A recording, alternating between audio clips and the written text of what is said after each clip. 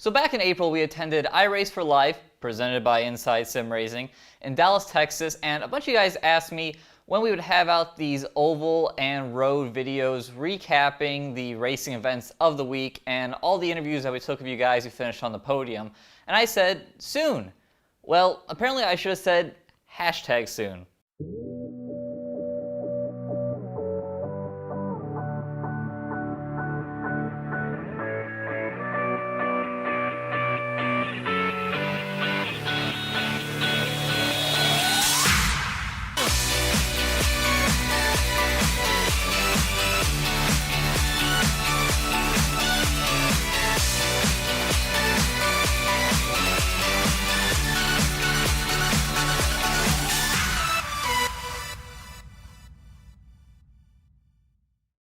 So today we make up for our sins and present to you the recap of the oval races from iRace4Life 2016. First up on the docket was a 30-lap race of the trucks at Talladega to kick off night one of iRace4Life.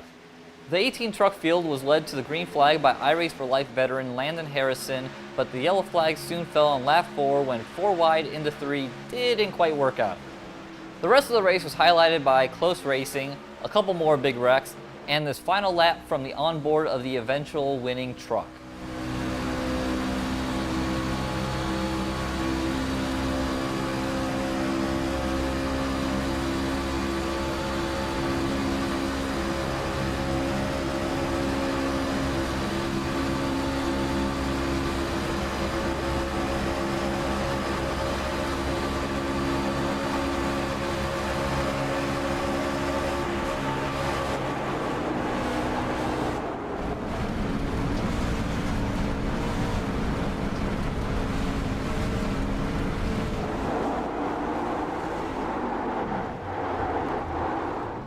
Well, that's certainly one way to do it.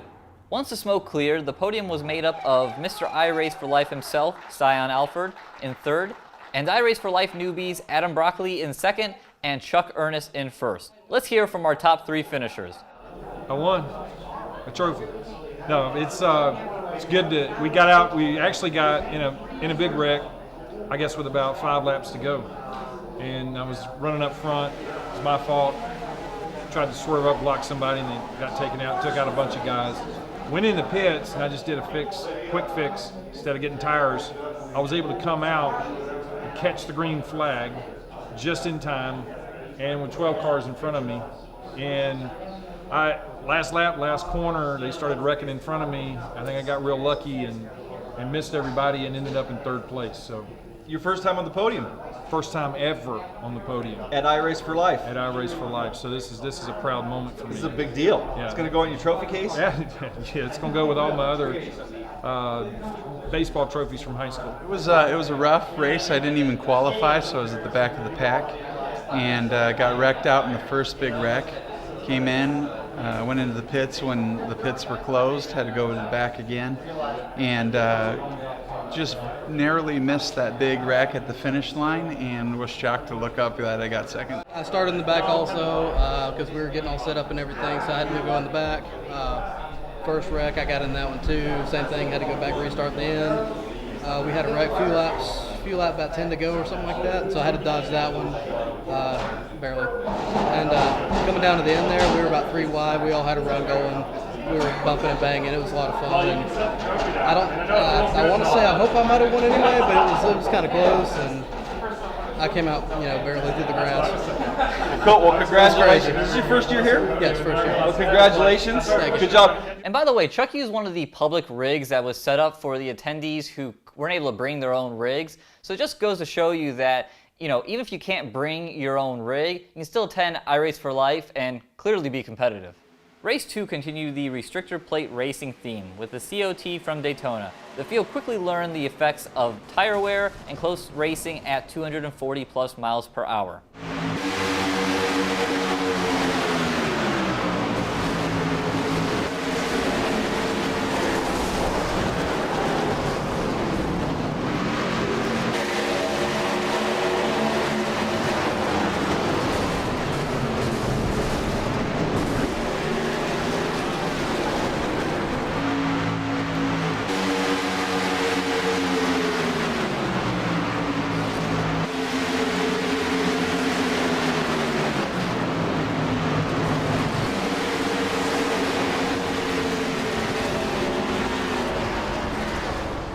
Unsurprisingly, the race finished under caution with Paul Slavonic coming home the first survivor.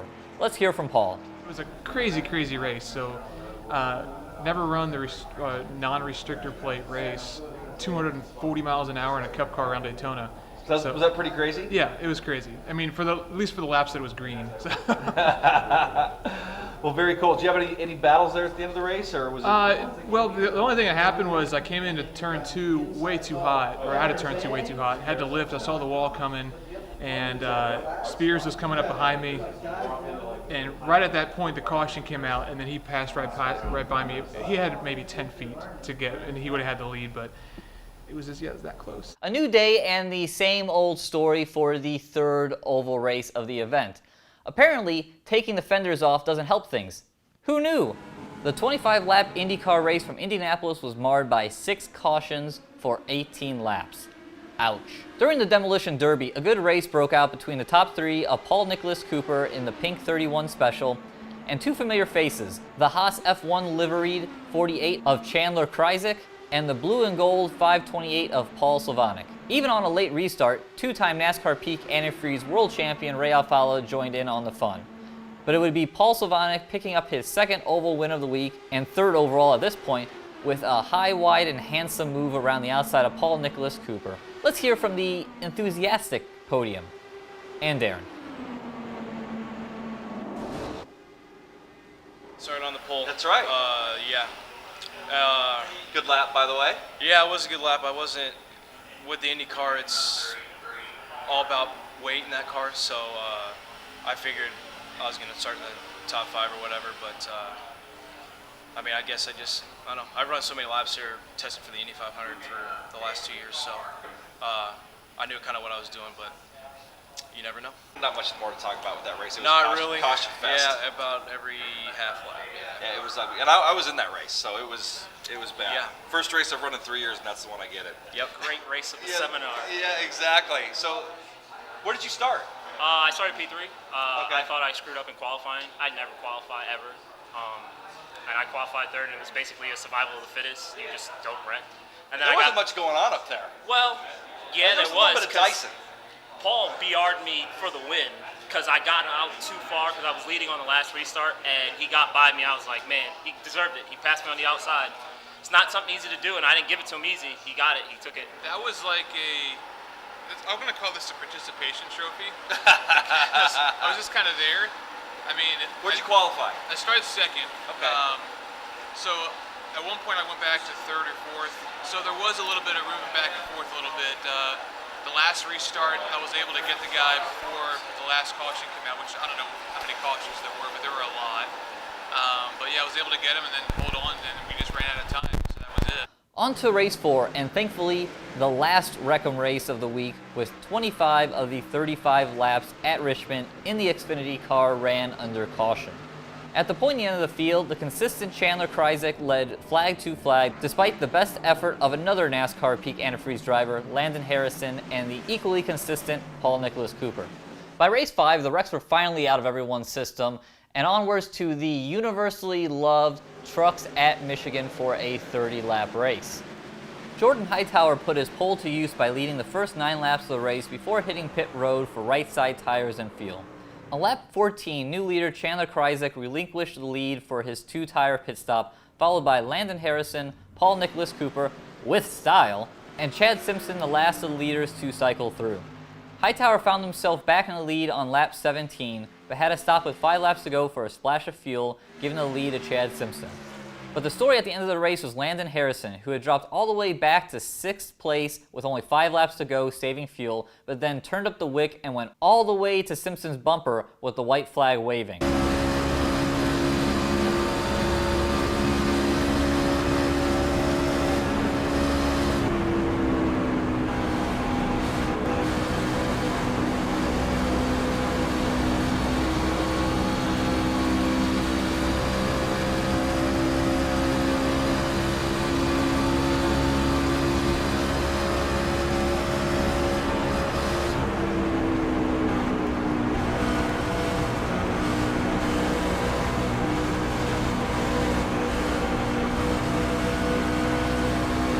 Chad barely kept Landon at bay and went on to win his first race of the week.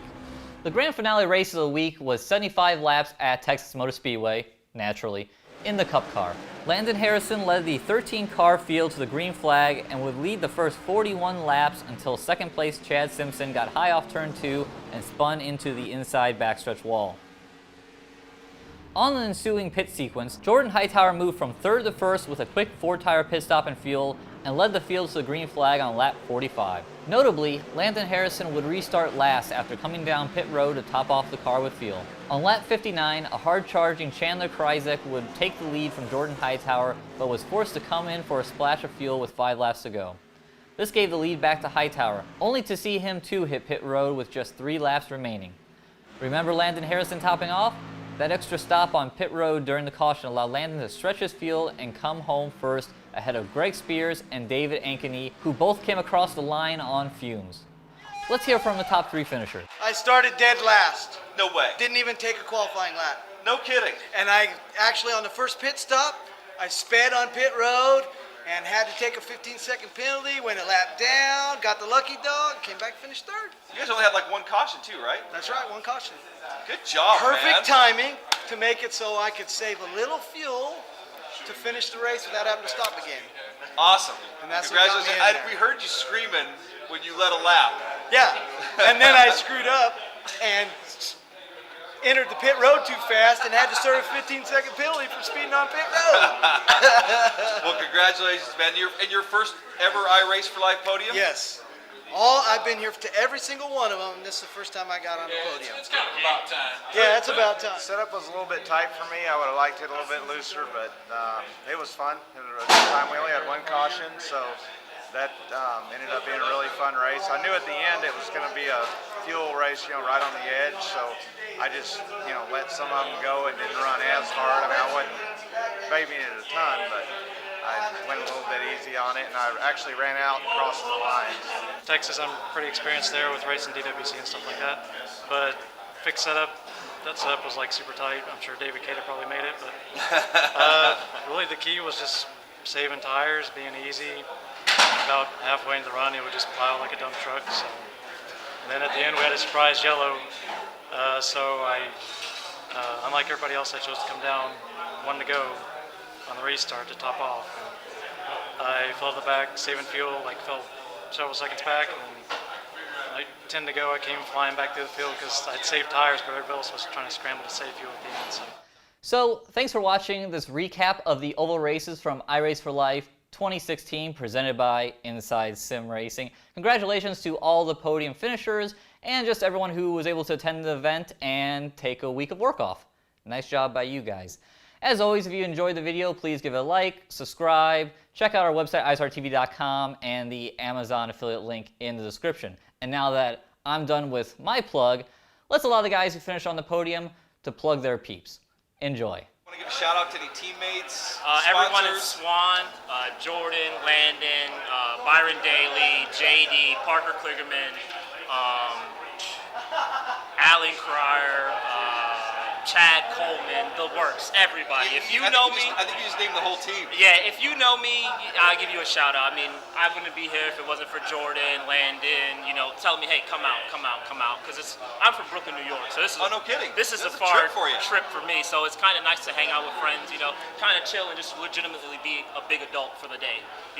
Racing all day, playing games. It's just been So a what do you blast. think about this whole thing?